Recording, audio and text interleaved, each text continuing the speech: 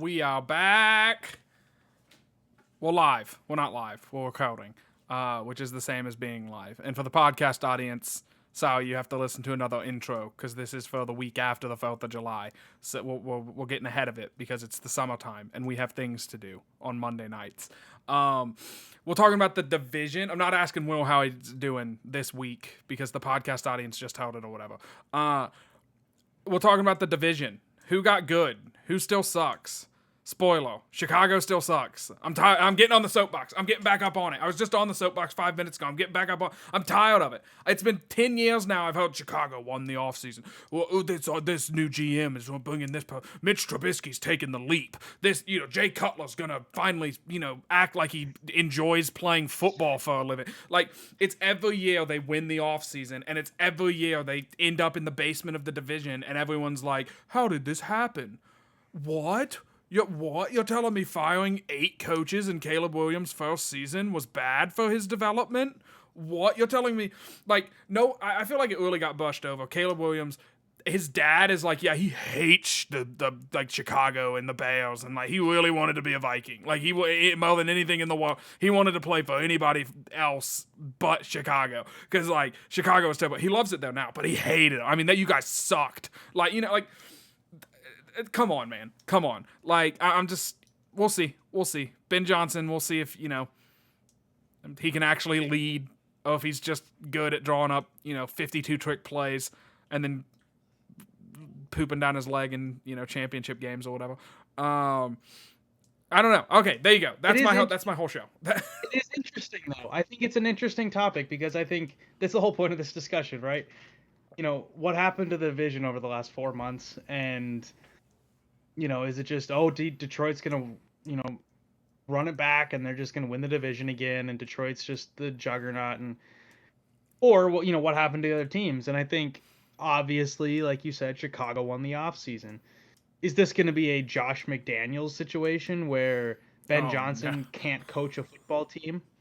He's just really good at making offensive plays and, running an offense, which Josh McDaniels, everyone agrees that guy could run an offense. Every time he got to be an offensive coordinator, he was lights out. And, of course, Belichick and Brady, they get all the credit, and rightfully so. But New England doesn't have 6 Super Bowls without Josh McDaniels. And so, obviously he went and wet the bed twice in the AFC West. So this discussion is not about Josh McDaniels, but could that happen again with Ben Johnson? We will see. I think what Ben Johnson has going for him, more so than I would say McDaniels had going for him in his 2 attempts at head coaching. He will not get a third, just so everyone's clear. Yeah, I'm sure Chicago will hire him in 3 years, and everyone will be like, they got Josh McDaniels. He won a Super Bowl once. Oh my gosh. Ben Johnson comes from the Dan Campbell school of thought, which is, or at least came from that, being there for a few years. He, did everything with Campbell and saw Dan Campbell lead. And you would have to live under a rock or just be a very stubborn NFC North non-Lions fan to think that, Dan Campbell doesn't know what he's doing when it comes to leading men. It's personally a little bit more bravado and brash than I like, but clearly what he's doing is working. And so, maybe he's found a sweet spot for how to lead this generation of athlete.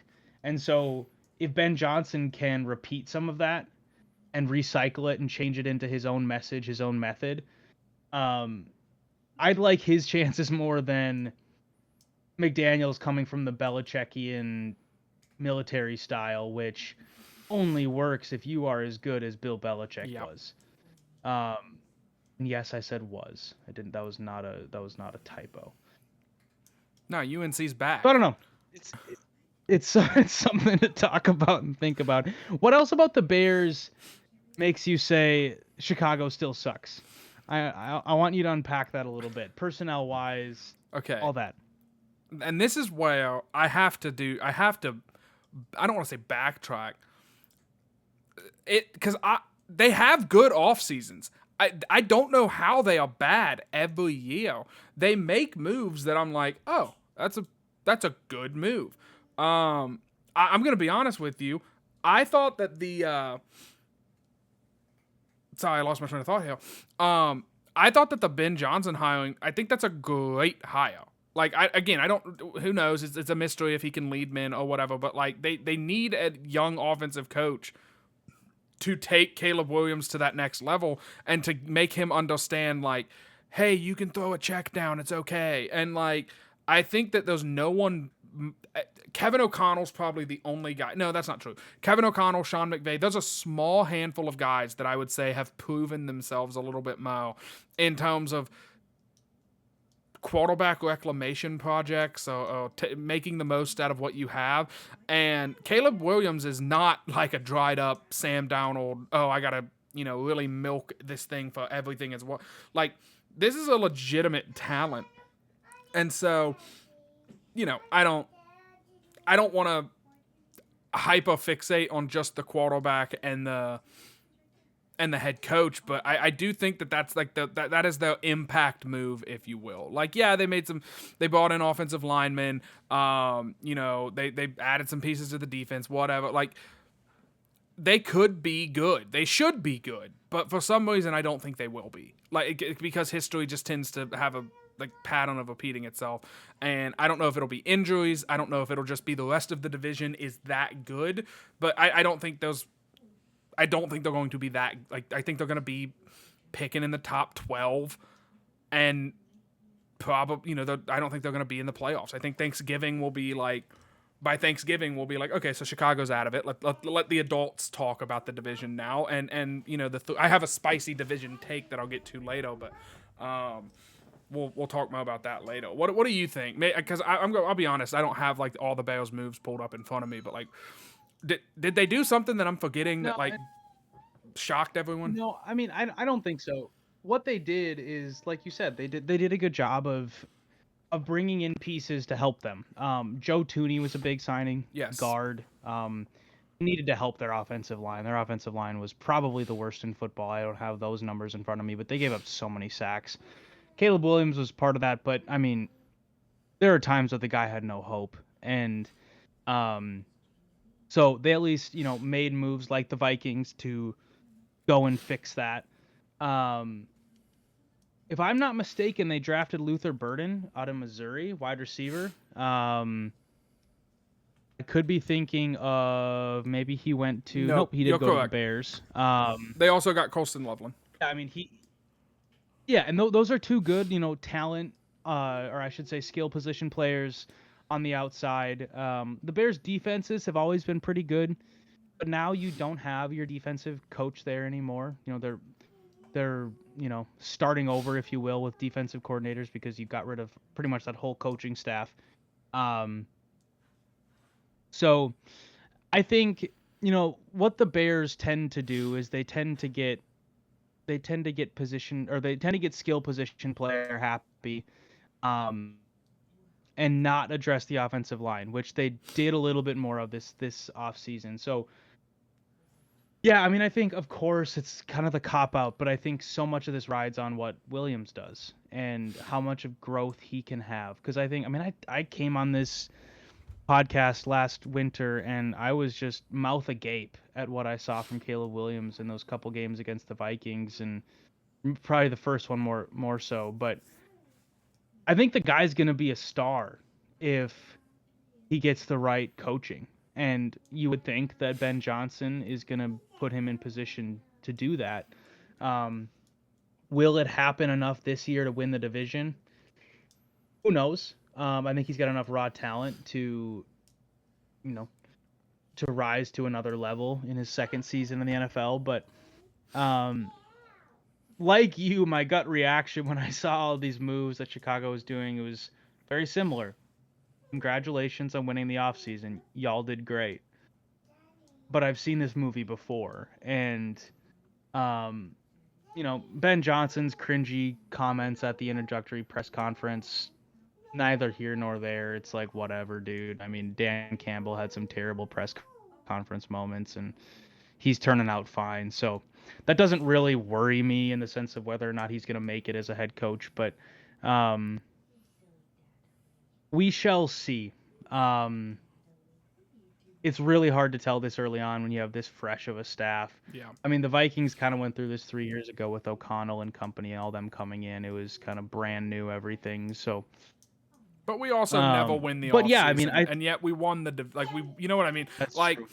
I don't know. There's just something about, and you pointed it out, and I really didn't even think about it. But saying that Chicago gets skill position happy, I mean, you look at their draft picks, and they went with like Colston Loveland, who I think is a good tight end, but like they went with a tight end when they desperately needed offensive line help, and then they went with a wide receiver, and it's like, and again, I know they made some free agency signings, whatever, but like, you know, I think I don't want to get too into the weeds here, but like, I will go to other NFC North teams' subreddits. I will see what their fan bases think of draft picks and sometimes of games and just the general vibe around the team, just that way I'm a little bit more familiar with them. And, you know, a lot of Bears fans are like, Colston Loveland's cool. Luther Belden, cool. But we still, like, probably should have taken offensive linemen. Like, Joe Tooney's old, prep for the future. Like, we already have, I can't remember Vikings players that play for the Vikings right now, let alone Bears. But, like, they already kind of had a tight end. And it's like, it's cool to have two, but, like, really? Like, you went with the tight, like, I don't know. There's a lot there. And again, I'm going to have my cake and eat it too, because I've got some Dan Campbell takes that we'll get into in a little bit. But, like, I think that Ben Johnson as a head coach it still remains to be seen just how much of him is leadership and how much of it is he can just draw up X's and O's well. And you have to be able to do both, otherwise it gets out of control really quickly. Yeah. Give me your Dan Campbell takes. Well, having my cake and eating it too, I think that Dan Campbell might be he's a great leader of men. I don't know if he knows how to call plays effectively, if he knows how to, you know, scheme his offense correctly and his defense and point them in the right direction. He had really good coordinators. And look, I could be wrong here. I'm not going to act like I'm not going to hate on Dan Campbell and say he's a bad coach. I'm just saying, could we see some like regression in Detroit because all of a sudden they're Wunderkind OC and they're like super aggro, hold on every play, they won't call it. Basically, they're just Oklahoma City. Like, they're just the OKC Thunder in terms of their defensive style. You know, just commit assault every drive and see if you get away with it. Is Dan Campbell just going to replace those guys? And are those guys going to be as good as the last two? You know what I mean? Like, there's just a lot of turnover. And it's not like you have the head coach that you trust to, you know, call plays in the big moments and in big games. Like, he doesn't do it. He called plays for a while and he wasn't good at it, so he gave it away, which was a great decision by him. Again, good leadership quality. Delegate what you're bad at. But that's a pretty important thing to be good at if you're going to be an offensive-minded coach or whatever. So, I'm not going to say that the Lions are going to lose the division. I will later whenever I tell you who I think is going to win the division. But I think that there could be some regression. And this division could go from being, you know, 2 14-win teams slugging it out on Sunday Night Football at the end of the season to like, oh, okay, 11 wins got it done. Cool. You know, like we could see everybody just come down and all of a sudden Detroit's a 3 seed instead of being the 1 seed or whatever. And let's be clear, you're not saying that regression means, you know, the Lions win 13 games instead of 15. I don't think anybody would call that regression because no one wins 15 games in a row, you know, two seasons in a row. But I think, you know, to your point, I think there's also, I mean, Frank Ragnow retired. Like, that's something that is substantial. He'd been banged up, and it was kind of understood. Talked to Lions fan who's a friend of mine, and he was, you know, obviously a little bit sad about it, but also totally understood it. He's like, this guy is not yet 30, and he's been injured too many times. He's got to just, you know, leave while he's ahead. And, you know, he had a great career, was an incredible Pro Bowl center, all that. But I mean, you lose your center who's that good. Can you replace that right away? No matter who you bring in, no matter who And there's just going to be a level of they need to figure things out too. This is not just going to be the same Lions juggernaut that just gets rolled out there for the third straight year and just is going to be a dominant force. I think they're going to be a good team. I think it'd be silly for me to sit here and say they're going to win 8 games or something. But coordinators matter. Big time. Center matters. And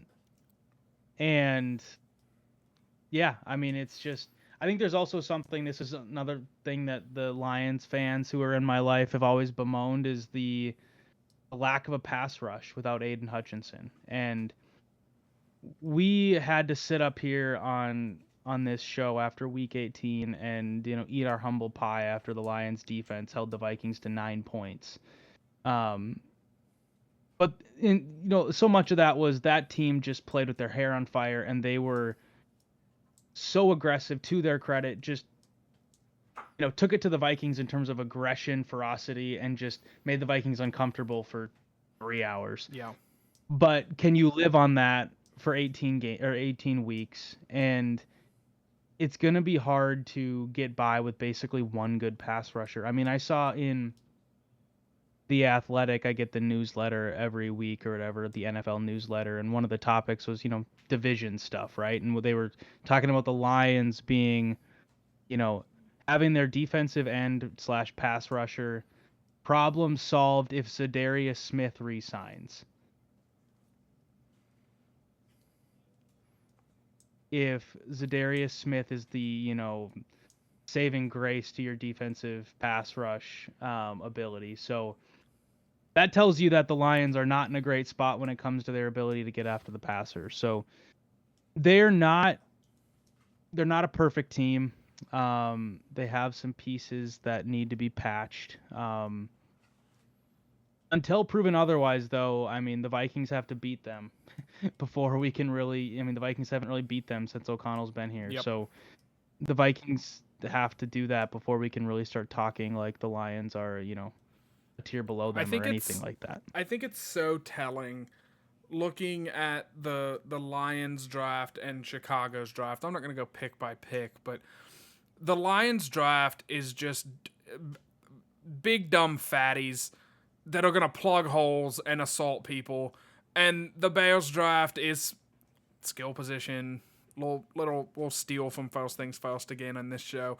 A little bit break dancey, if you will, instead of being, smash mouth, punch in the mouth. And like, I just, it like Tyleek Williams, Tate Ratledge,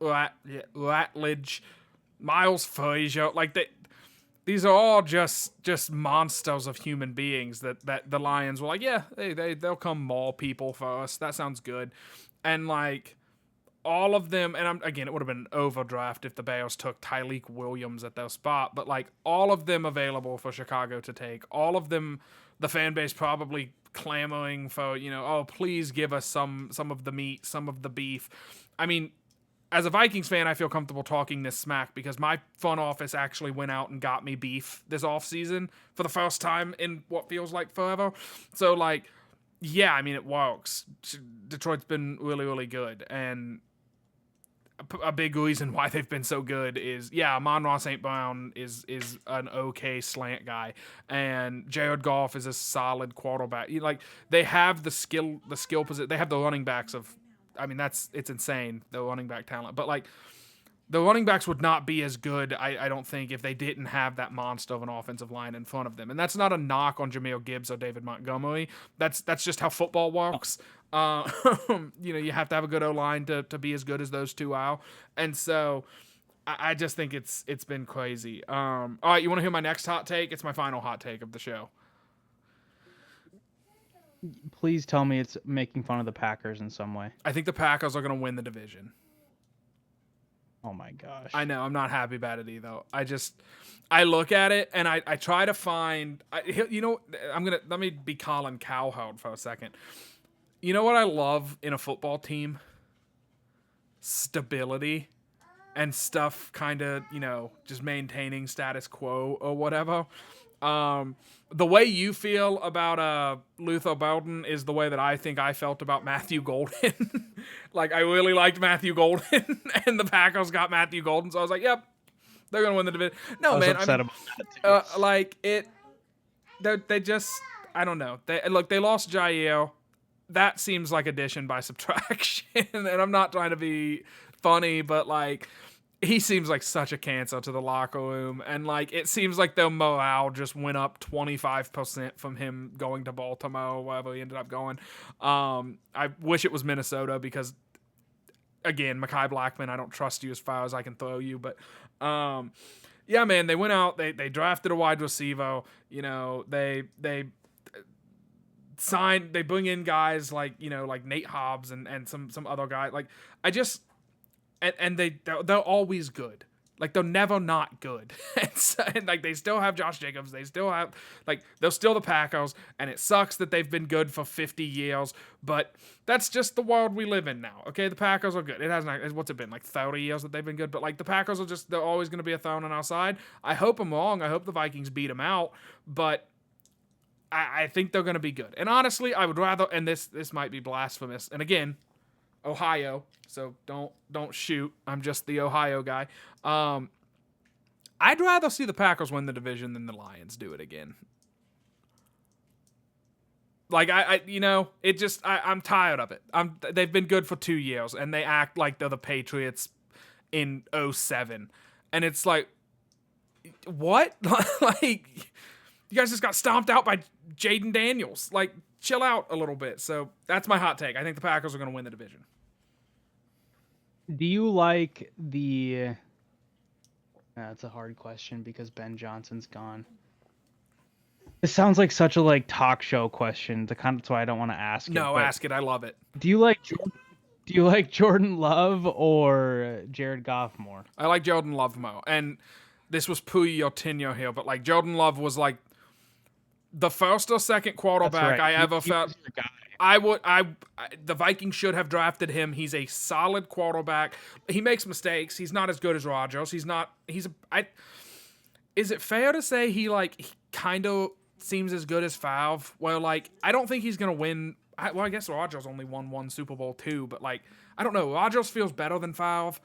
And I think Love is kind of more consistent than Favre. Yeah. Favre obviously has like a legend around him, and that's even just. But I think Jordan Love is. If Jordan Love goes and wins a Super Bowl in the next 10 years, I think he's like, oh yeah, he play. Like, and I know they play similar because they both kind of run around and just throw the ball, and they probably don't know what cover 2 is. But like, I think that they remind me of each other in their play style. Because, like, there are games where Jordan Love throws 3 interceptions and the Vikings roll out the Packers, almost blow it, but don't, and they roll out the Packers.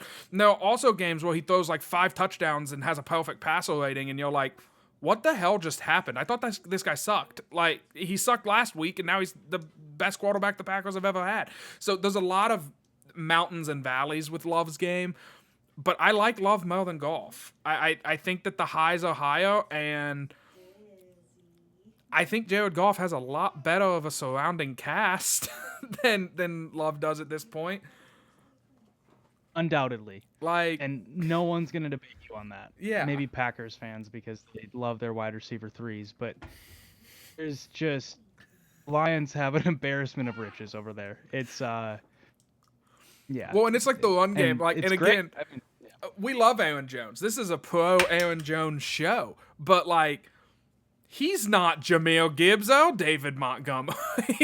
And Jared Goff's got both of them, making Cam Bynum look stupid. Yeah. He juked Cam Bynum so hard he tripped and fell all the way to Indianapolis. Like, I just feel bad for Cam Bynum at this point. He's catching so many strays from Jordan. He gonna doesn't be even the play rest- for the Vikings anymore. The rest of the season, it pissed me off. It was both games. He juked Cam Bynum. Cam Bynum was the last line of defense and just fell on his face. And then people were sad to see him go. And I was like, he was okay, but like, bye. Get me somebody else in now. Thoughts on Green Bay? Yeah, I mean,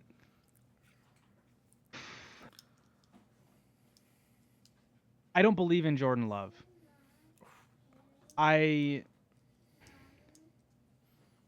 I don't know, man. I'm kind of just tired of this. He plays bad in the first half of the season, second half of the season, he turns it on again, and he's like, "Oh, I'm good again. I forgot." I'm just kind of tired of that whole charade.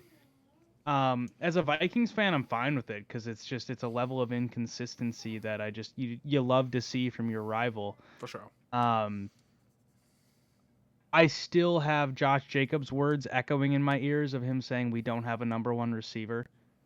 And news for everybody, they still don't have a number one receiver. Matthew Golden's going to be good. Is he going to be a number one receiver week one? No, probably not. Yeah, I agree with that. And Jaden Reed is very good. I mean, he gives people headaches all the time, but he's 5'4". I mean, like, there's just a level of, and Christian Watson or whatever that guy's name is, he's never gonna be a number one. Part of it is just too bad. He's hurt a lot. Now, I will say Romeo Doubs is somebody who has kind of steadily done this. I think he was a guy that I just completely sold all my stock on when Rodgers was like, this guy's terrible, I'm not throwing it to him. You know, like that whole thing back in 2022. But he's actually continued to get better, and I've been impressed by what he's been able to do. So, yeah, I mean, great. The Packers still have 3 or 4 wide receiver threes. Josh Jacobs, man, I hate that he still is only 27 years old. That's insane. It feels like he's been in the league for 20 years. I know, and he's still like in his prime.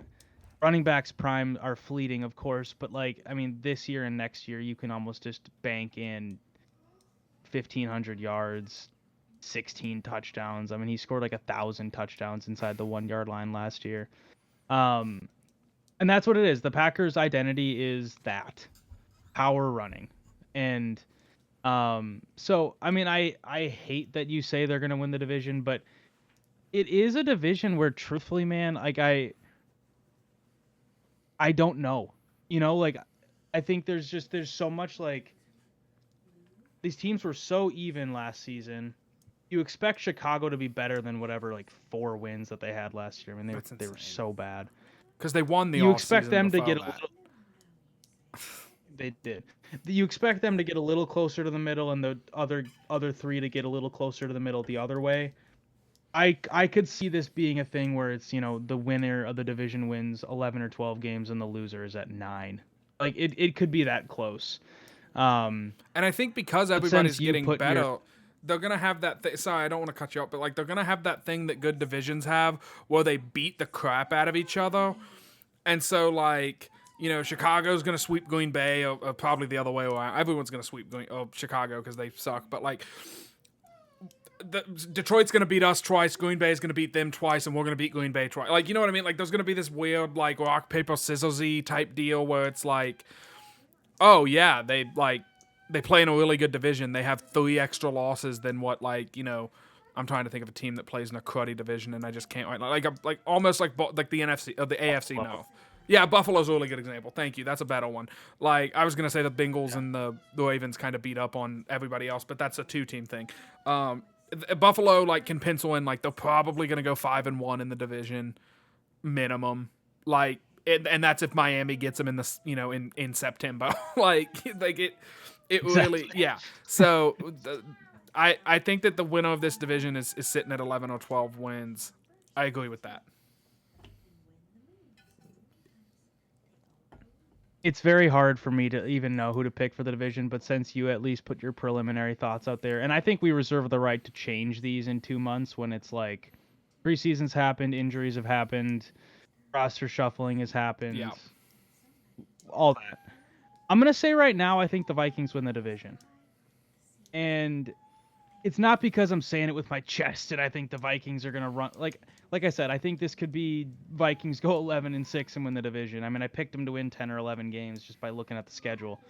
But I think it's just going to be a mud bath, and it's going to be a rock fight or whatever sort of, you know, analogy you want to use. And I think Detroit's going to have a setback, and I think Packers will be about the same, and I think the Bears are going to get a little bit better. And I think why I'm saying Vikings is, of course, there's bias. I'm not gonna, pretend that I've studied the other three teams as much as I have the Vikings, but I look at the Vikings roster and I don't see that many holes. Obviously, we talked about areas in the last show or the last segment that the Vikings need to improve on or level up in order to, actually get to this level and win a division. But there aren't many holes except maybe some question marks at corner.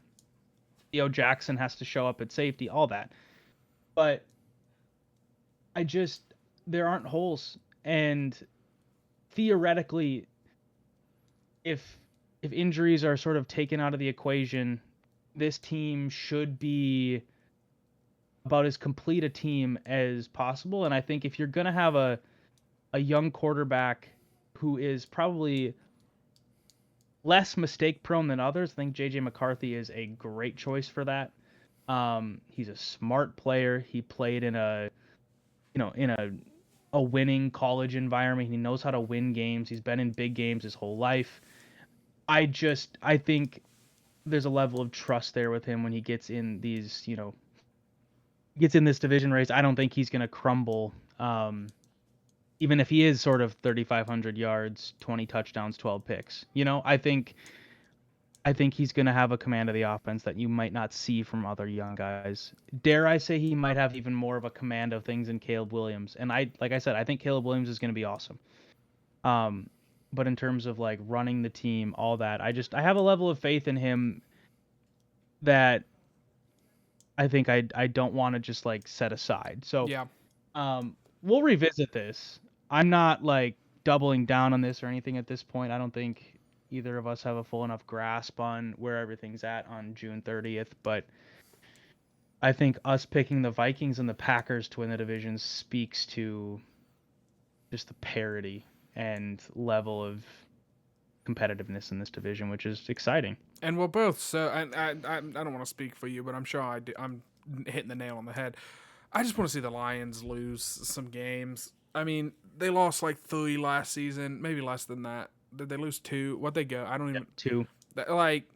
I mean, 15-2, and then they lost the playoff game. Yeah, so they lost 3 games all season. Like, I just want, and again, I should love Dan Campbell, but I can't love Dan Campbell. Oh my goodness. Dan Campbell is the Pat McAfee show if they got to like be a head coach. And that's right up my alley. But he's in the division, so I have to hate him. And like, you know what I mean? Like, and it sucks. It sucks. It's like Jordan Love being a Packer. It sucks because every time he does good, I'm like, I called that, but I have to say it under my breath and check twice to make sure that, no one's listening to me or whatever. Let's do final thoughts and get out of here. I'll kick us off real quick. Follow the show at LTB Vikings. Follow Will at Will Bad Lose. Oh my gosh, missed.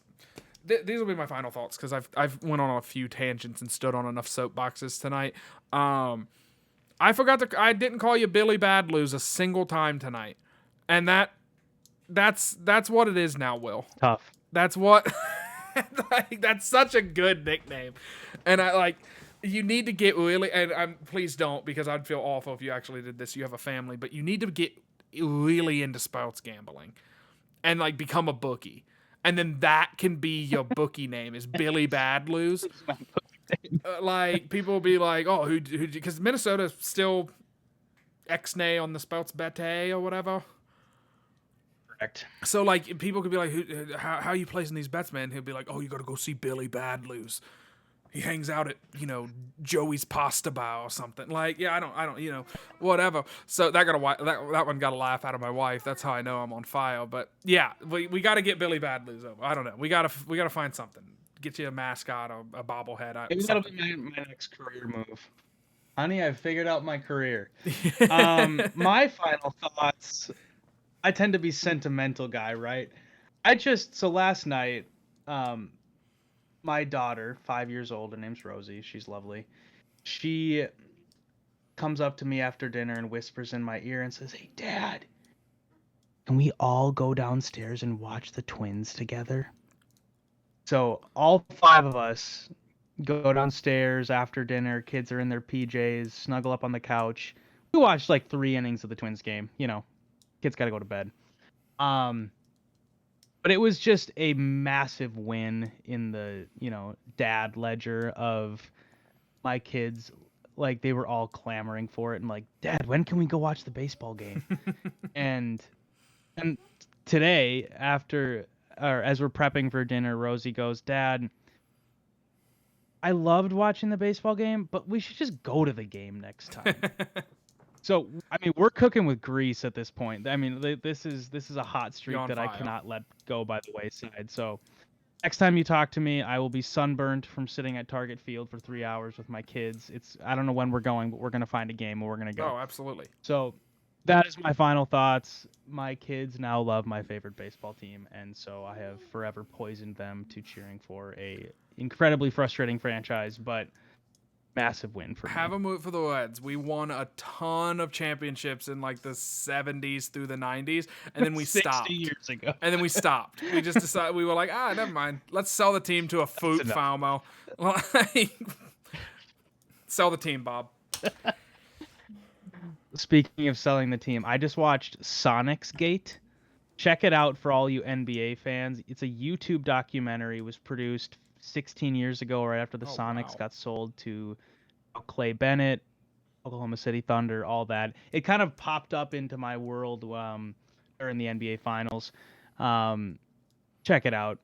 Any NBA fan, sports fan, it's a really good watch. It's like 2 hours. It's a really well done film for a low budget. Just a bunch of amateurs, I think, producing that 16 years ago. Kind of chronicles the whole story of OKC acquiring the team and all that, and basically how the city of Seattle just screwed the pooch. So check that out for anybody who loves the sports and loves the round ball. This was fun, Jordan. We'll probably reconvene in a couple weeks. We've got training camp not too far around the corner, but it's Independence Day. It's America Week. So stay safe, everybody. Don't fall out of boats or anything. Don't get too sunburned. And yeah. Don't blow your hands off.